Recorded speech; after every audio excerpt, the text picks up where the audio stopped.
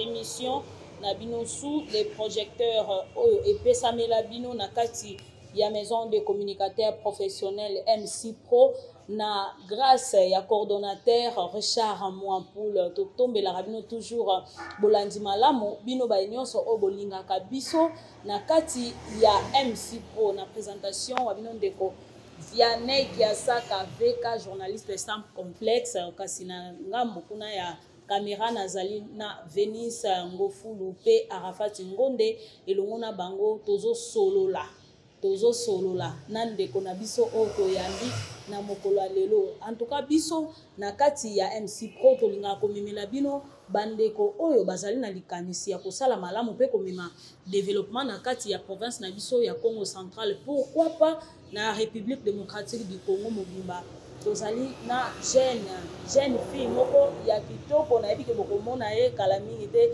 une jeune entrepreneuse oyo azosala mosala na ye malamu kasi elongona bino tokoyeba aza nani asalaka nini asala ngo ndenge nini na banani ndeko mbote na yo.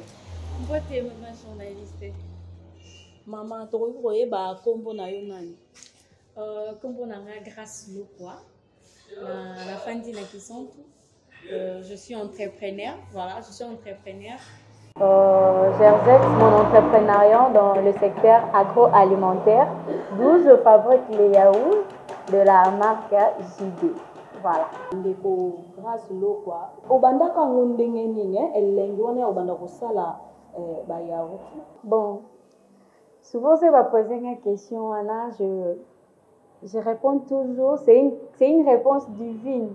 Voilà, c'est une réponse divine, mais excepté ça, ils ont ba constant na sala qui na territoire na biso à Madimba, plus précisément na Congo central, plus précisément na territoire na biso à Madimba. Je trouvais que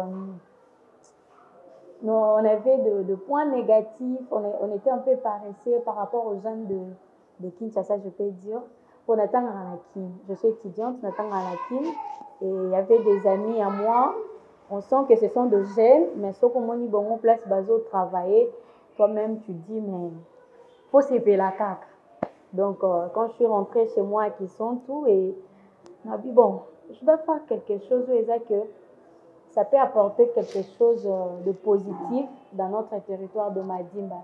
Déjà dans Madimba, je ne pense pas que tu attends à 5 entreprises. Non, à qui sont tu attends à 5 entreprises. Et je me suis dit, étant que jeune, j'ai aussi ma part, il y a contribuer, contribuer à développement, il y a territoire na biso ya Madimba. Et un bon jour, en même temps, j'étais aussi en train de prier, je disais à Dieu, nakoki kosala nini, et tout. Et un bon jour, je me suis réveillée, je me suis dit, bon, si on a bien vendu ça là-bas, on a milangi, na koma koteka. Donc, l'idée est venue de là, on a bandit pour ça la bayaou. Mais entre-temps, quand j'ai eu cette idée, je ne savais pas, mais moi je me suis renseignée, comme on dit, j'avais au moins de connaissances, ils m'ont aidé à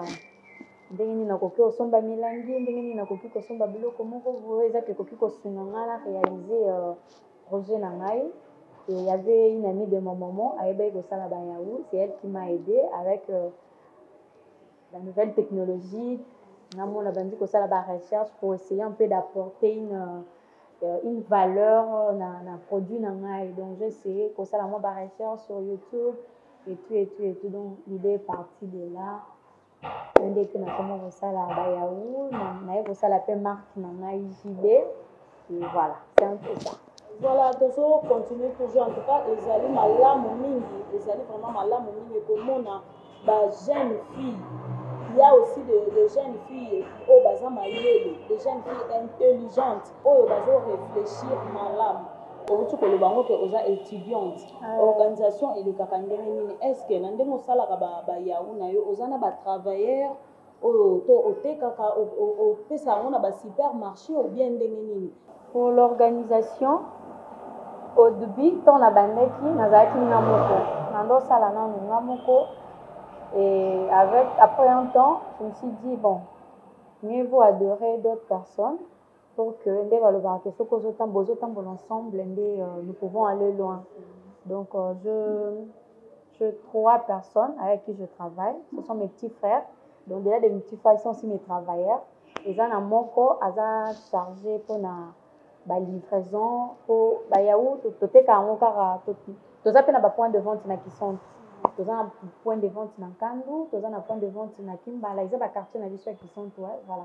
Tout ça, point de vente na Kimbala, tout ça, point de vente na Kandu. Et puis, tout ça, point de vente à la gare. Donc, ils ont des komoko, musala na ya sala na entreprise ezaka okende ko déposer ba yaou na ba point de vente. Et puis s'il y a aussi une commande pour ça na bato mususu abi bombo na oya na nga na point de vente te mais boya ko tekela nga na ndako. C'est toujours ces messieurs de mtasa charge kanamo.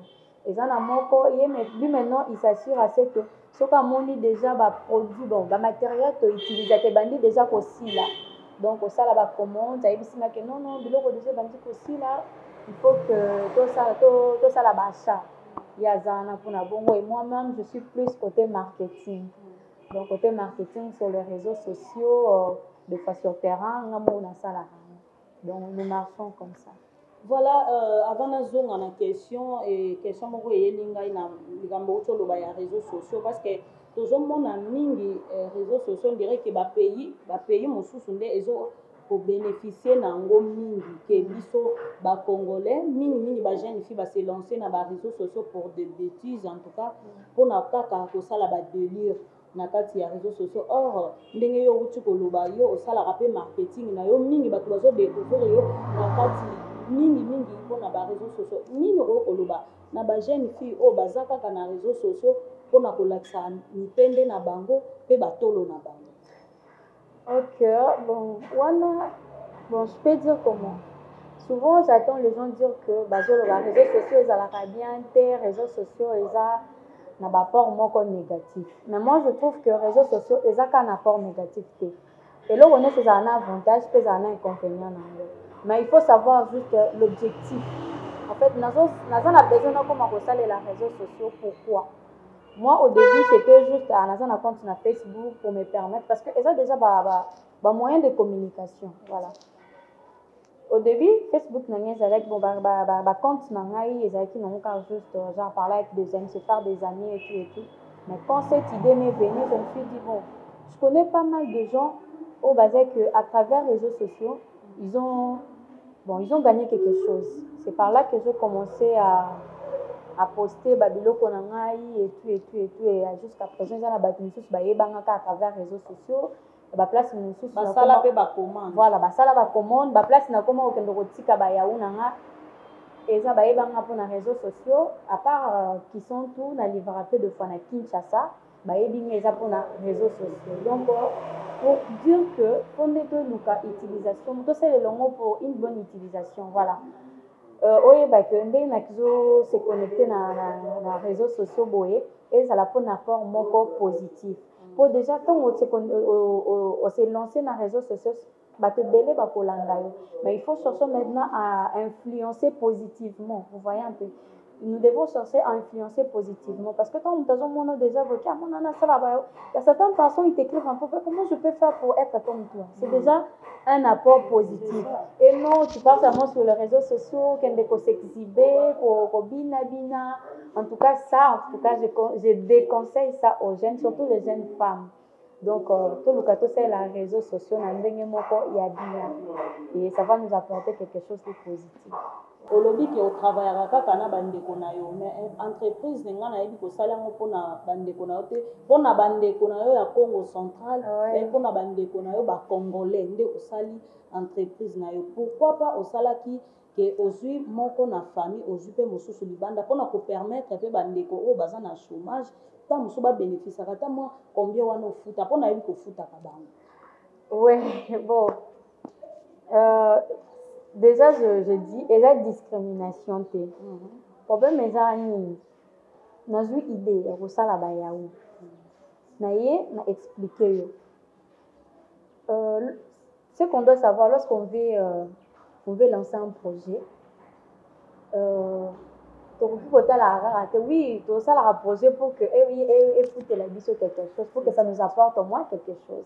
Mais au début, on doit se préparer en conséquence pour dépenser. po nous eza boye fo ba yaou ndenge eza boye fo lukosomba milangi fona lukana sala étiquette fona lukana sala marketing tout tu dois dans un premier temps dépenser. Maintenant moi je viens auprès de toi, je t'explique le projet na bino on a besoin maman to commencer à absolument baler ba yaou tout ça les qu'on a besoin absolument baler. Mais tu donnes l'impression comme si tu n'es pas intéressé, vu que dans un premier temps, tu vas dépenser. Tu n'es pas intéressé. Tu n'as pas mon à réagir même. Tu n'as pas mon à réagir même. Déjà, j'avais commencé seule. Par après, au moins, ils ont été compréhensifs avec moi. Mais comment travailler na bango. Mais bande comme ça, les bandes barokota. Oui, bande comme ça, les bandes, c'est sans problème. Barokota na bango. D'accord. En tout cas, wana to zolanda ndeko grâce ninga zo expliquer biso bande ko ba maman, ba papa, bino o boza déjà na ba expérience moko boye na vie to linga ko sunga ba jeune. Soki omoni jeune moko boye approcher yo, azana posa abanda ko entreprendre to yebaka ko aider. Parce que soki tozo sunga te bako toko se faire promouvoir le lenge nini soki ba o baza likolo bazo sunga biso te ndeti ndeko awuti ko expliquer ngo clair que asala approcher ki pe moi quelque bato ayebi ke baza na domaine ya musala oyo azosala me bapesa ki mokon en tout cas eza malamu te. Alors ndeko grâce aujourd'hui on peut dire pour toi que c'est facile de vendre tes produits. Bon là je m'en sors pas mal par rapport à début. Bon, je sais que jusqu'à présent, on a un bandel, mais moi, à présent, ça va. Donc, il y a des produits grâce à ça, il y a yaourt, ça peut être des produits des projets d'avenir. Oui. Déjà, produit, il y a yaourt, tout ça, la rappelle Batangawis, toujours même marque, JB Tangawis. Tout ça, la rappelle Mafuta Mbila, Congo Oil. Mais on ne compte pas se limiter à nos projets déjà. Nous comptons avec le temps, pourquoi pas, pour lancer des produits moussous. Depuis Banda, Moussala, ça t'a pris combien de temps pour maintenant avoir un résultat positif? Ça m'a pris. Déjà, je commençais avec l'entreprise, avec la fabrication de yaourts. C'était en 2022, voilà. En 2022, donc ça fait déjà presque 2 ans. Presque 2 ans. Ouais, 2 ans si je ne me trompe pas. Alors, depuis ozo sala musala oyo, ozo sala ba copine parce que comment na ba jeune fille lokola bino oyo azake azo komisala na lolenge na ye aza na posa abima na ndenge na ye c'est pas facile. Ouais. Alors est-ce que ozo déjà oza na ba partenariat na banque moko boye ou bien na ba structure moko neti ya ba microfinance oyo ezake bakoye ko aider yo pepo o matisa business na yo? Bon, jusque là non.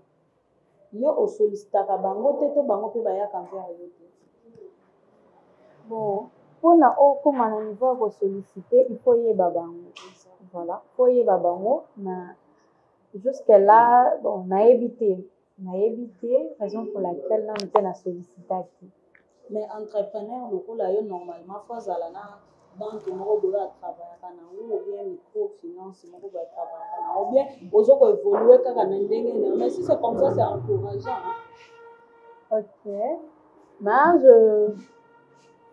avec le temps peut-être ceux qui bailleurs de fonds en tout cas ça sera vraiment une opportunité à ne pas louper pour moi. okozela biso yaourt na yo moko osali comme ça bandeko bamona marque ya yaourt oyo osalaka okozwa parce que biso bamemeli biso ya komela eza ebele mais tobimisika ya mibale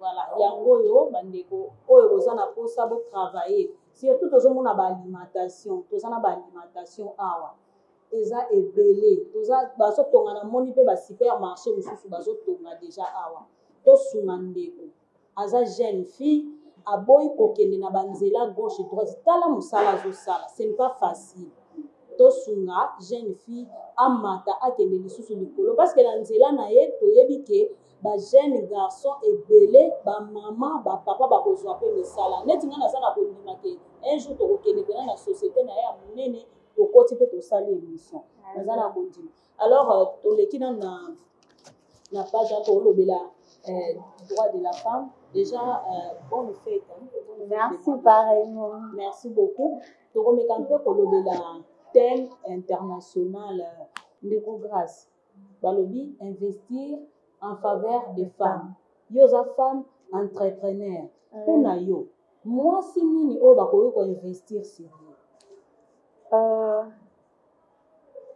c'est déjà une femme qui est consciente, une femme qui est intelligente, une femme qui connaît sa valeur.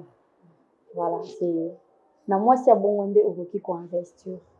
Mais cela n'exclut pas que eza batu misusu, comment je peux dire, tu sais être intelligent, avoir au moins cette sens de créativité, reconnaître sa valeur, c'est une grâce. Et puis il y a certaines personnes, c'est une grâce et aussi une chance, je peux dire. Et ça, baza na opportunité on a été peut-être qui elle est réellement, c'est parce que l'éducation de base, je peux dire, ils a bafoué.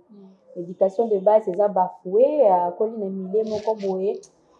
On l'a pas vraiment permis à ceux que ça la même étude à malonga ta casse humanité ou à ça en route. Donc de personnes qui n'ont pas vraiment assez de connaissances sur soi et tout. Mais ce genre de femmes aussi, on ne peut pas le minimiser, tout écarter dans la société parce que ce sont des femmes comme nous. Nous pouvons aussi investir dans la femme est à Bongo. Voilà, la femme est à Bongo. On peut par exemple organiser des formations pour eux et tout. Voilà. On ne peut pas le minimiser quand même. Hein. S'il faut investir, il faut une femme au moins intelligente, une femme consciente. Et voilà, toujours continuer toujours dans le camp où il fallait investir en faveur des femmes.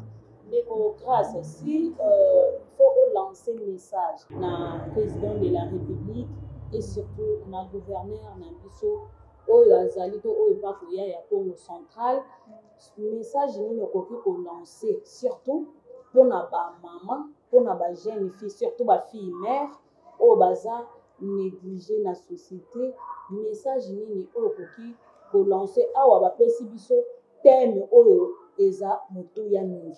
Ok. Pour commencer déjà, quand on dit investir sur la femme, moi je trouve dans un premier temps plutôt, on doit investir sur soi-même, tel que je suis là.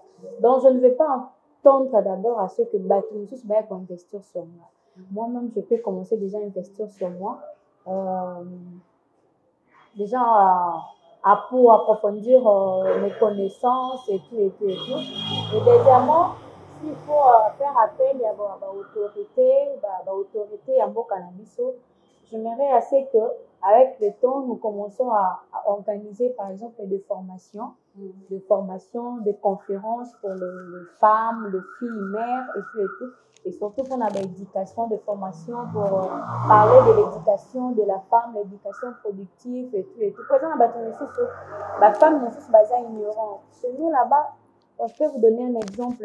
Pas la qui sont devant chez nous, les gens et souvent ils ont abattu. Je ne vais pas citer les noms pour que se sentir comme si je suis en train de le minimiser. Mais souvent ils viennent acheter le marchandise chez nous pour que on peut pas qu'elle décorer vendre.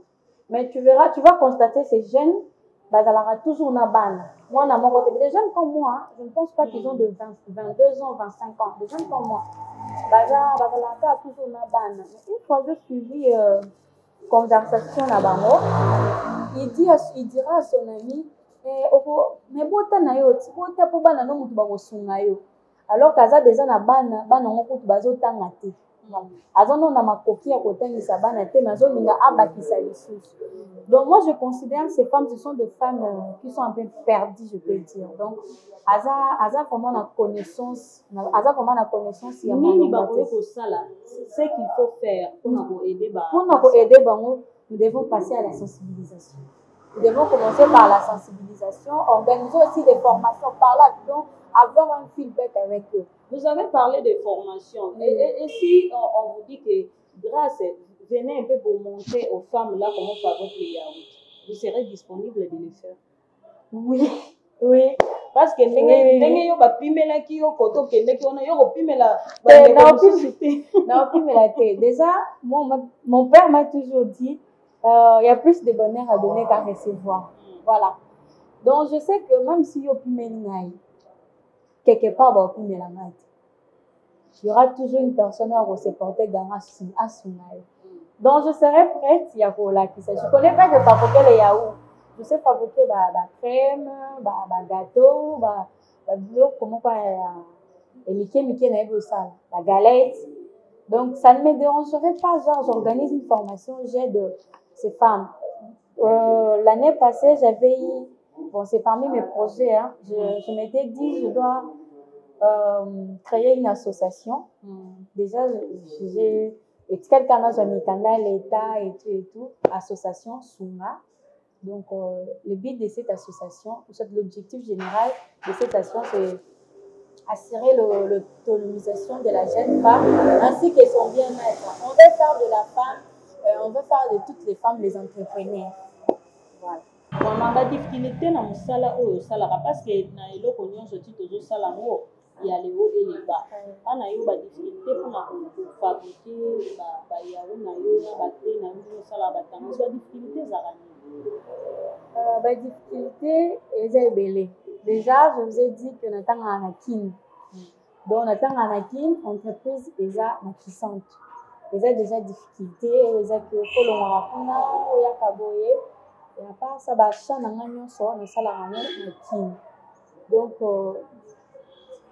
déplacement, c'est vraiment difficile. Les fanatiques d'Arabiloko, et à un moment d'ailleurs, on avait donné un chauffeur à Yelanga, on était au nombre de 700 bouteilles. Si chauffeur à Yelanga, le numéro du chauffeur ne passe pas. Pour bien un chauffeur, tout ça là, vous avez déjà la risque de mettre la difficulté dans mon contact. Et puis, il y a certaines personnes, surtout au début, comment je peux dire, surtout plus les hommes, ils ont l'habitude de te minimiser, donc c'est vraiment déplaisant. Et à part ça, ce qu'on peut solliciter par exemple les produits quand un établissement quelconque, en tout cas les gens ne sont pas vraiment gentils avec moi, hein. C'est difficile pour que facilement au côté ça produit plus confiance n'avons déjà plus car que de étranger importé et tout pour te faire confiance directement. Du coup, en tout cas, c'est vraiment difficile.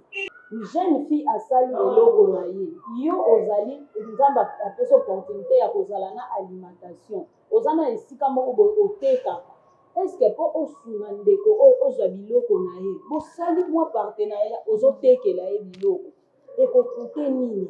Pourquoi congolais toza boye tokodévelopper te, il faut vraiment qu'on change. Faut changer eloko parce que soki tozokoka kosunga bagene te bomoni egene fille ebele bazotelenga na balabala mbongo wana kokai mpe kokende kosomba bakabelo na ye azosala badelire na ye mais azwi atie na affaire. Alors eloko nini ya malamu oyo bakulutu bakoki kosala ezali kosunga jeune fille amata akende lisusu likolo tozokointerpele bandeko ba-entrepreneur ya minene meme na mbanzango awa nayebi ke ndeko grâce asuki na kisantu te kala te biloko na ye biso moko tokosasire ke ekota na mbanzango tokosasire vraiment ekota na kati ya mbanzango tozokointerpele ba-entrepreneur bino bomibengaka bapatron babos bana mike esengeli botombola bango mpona développement ya mbanzango vraiment tozobenga bino. Alors ndeko grâce soki moto aza na posa azwa yo ke aza na posa baproduit na ye ekota mpa na ye koki kozwa yo ndenge nini? Na Kisantu siège na biso toza na quand on a quartier gare quand on a numéro 56. Mais pendant mon tout pas lingi au cas où abenga non na biso eza 085 22 57 949 85 22 57 949. Message nini kolancer nga na telemika parce que tellement za mwana mwasi nga na telemika wana message nini kolancer ya suka mpona lelo mpona yebi ke tokosala bémission ebele mpona lelo message nini kolancer na bajeune fille oyo bazolanda te question aza fille mère donc bango nyonso message nini kolancer Mpona bandeko na ngai nyonso ya basi de jeunes comme moi, de jeunes femmes comme moi, je vous conseillerais de prendre conscience de qui vous êtes. Motu nyonso na mokili nzambe asala ye na don na ye azalaka na mwa don caché na ye moko boye azalaka nango. Donc ne nous laissons pas distraire par la nouvelle technologie parce que la majorité va tout bakoma non nakota TikTok nakoma kobina nakoma ko se distraire. Non non non. Travaillons, bossons dire, ayons confiance en nous. En tout cas, si les gens ont la question, comment est-ce que je peux faire pour m'en sortir dans l'entrepreneuriat, on répondra toujours, les pas normal, la confiance en soi et puis la volonté. Si tu as la volonté, tu as la confiance en soi, je vous promets que vous irez loin.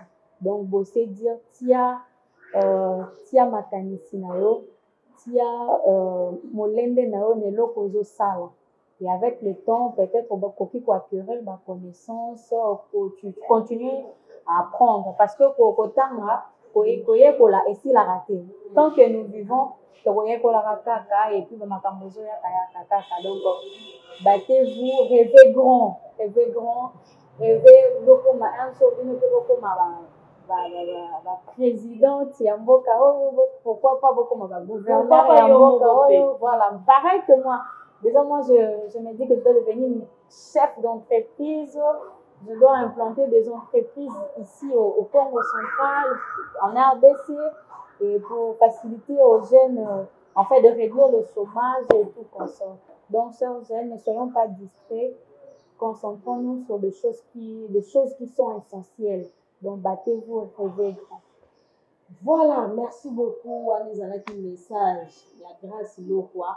Vous sentez de l'intelligence. Est-ce que vous avez solo? Il y a maël et on a eu comment sunga moroboé. En tout cas, et ça lui fait plaisir. Il y a nous, il y a sous les projecteurs, il y a pour la jeune fille, azo comprendre naye, azo bundanaye, ndenge naye, aboyi naye ko biembela. Donc on a sala yeboye, abiya binanaye ndenge en tout cas. Et ça lui plaisir, il y a trop de gens qui n'ont grâce beaucoup à l'émission sur les projecteurs. Grâce beaucoup, on vous remercie beaucoup. Merci d'avoir accepté notre invitation parce que quitter qui s'enregistre par Bantamou, ce n'est pas facile. Okay, merci beaucoup. Et j'allais ajouter une chose. Bateau Bazan a besoin, au cas où peut-être à Koki Kobengate, quand tu as vu sur un compte Facebook, grâce au cas où Bazan a besoin de passer la carte commande, il y a pas produit Nabiso. Donc si vous tapez sur Facebook, grâce au quoi, notre page c'est JB Entreprise. Merci Bandeko Balantine. Nous va kozala ki besoin ki libabu ya kolanda émission sur les projecteurs ya lelo. En tout cas, tokosenga bino ya liboso bo s'abonner na chaîne YouTube na bino oyo kolingaka mingi MC Pro TV bo s'abonner massivement et que ça la biso plaisir ya mingi pe to partager pour na kosunga musala oyo tozo sala domini jeune fille oyo azosala musala ne kitoko azobunda na ye na ndenge na ye esalaka esengo mingi eza exemple oyo ba jeune fille il faut kolanda en tout cas lokolo ya kolanda ya malamu yango na présentation ezalaki wa bino ndeko Vianney Kesaka na réalisation nazalaki na René Sungokulu et Arafat Ngonde coordination ya Richard Mwampulu. Merci beaucoup les coordonnateurs pour encadrement et à kitoko to kutani na mikolo ezali kwa